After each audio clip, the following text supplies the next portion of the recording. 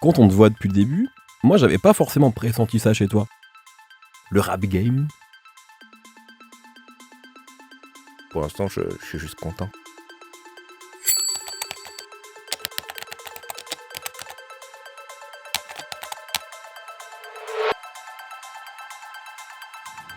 Je pense que t'as quelques grands thèmes sur chaque album que tu vas explorer. Et là, t'en as parlé, tu parles beaucoup de ton couple sur cet album-là. Même de toi, de l'homme que t'es aujourd'hui, du fait d'assumer ton âge, du temps qui passe. Là, tu viens de sortir ton 4e album.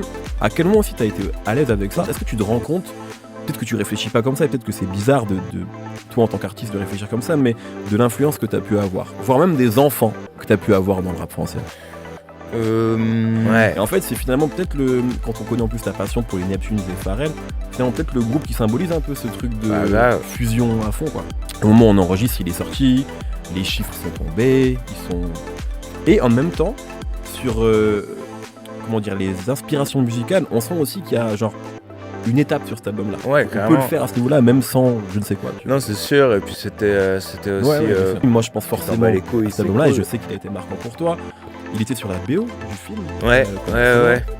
Et j'ai l'impression, je sais pas, que il y a toujours Akash. Ouais, c'est vrai. Même dans les longs morceaux que tu peux faire. Ouais, grave. C'est pas juste qu'ils ont marché parce que ça fait quand même un moment que ta musique elle marche. Là, il y a même des chiffres genre proches de gros scores de variété française, tu vois. Et je me souviens que sur Épilogue, tu avais cette phrase où tu disais je vais remplacer Johnny, enfin un truc comme ça. Et là, en fait, t'es comme sur des chiffres qui sont dans cette envergure-là. C'est assez fou. Et en plus, tu vends beaucoup de physique aussi.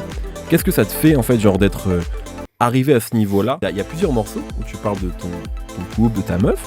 Et c'est pas nouveau parce qu'il y a vu un morceau magnifique qui s'appelle Paradis, tu vois, c'est fini. Bah moi j'ai l'impression que là, tu sais, il y a aussi un côté, c'est la suite, c'est-à-dire que sur Ensemble notamment, enfin Paradis, il y a le côté, c'est magnifique, c'est idyllique, t'as trouvé la personne de ta vie. Et puis après, il y a aussi le côté, vas-y, viens, on reste ensemble. Genre, c'est pas toujours facile, mais on s'accroche. Et c'est un peu, tu sais, je trouve que pour le coup, ça, c'est ce que les films racontent rarement. Dans les comédies romantiques, ça s'arrête quand ils se mettent ensemble.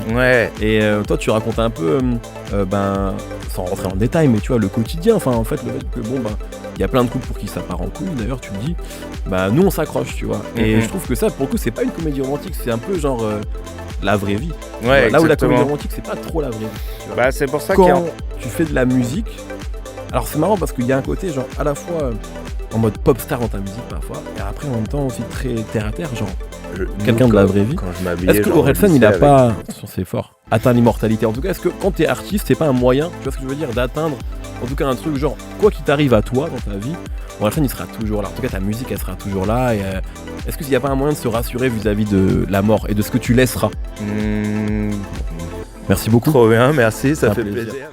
Du coup, au bout d'un moment, je me suis rendu compte que je parlais beaucoup que j'avais envie de parler. Voilà, en gros, le délire, le truc, le côté un peu Orelsan, un peu actuel, quoi.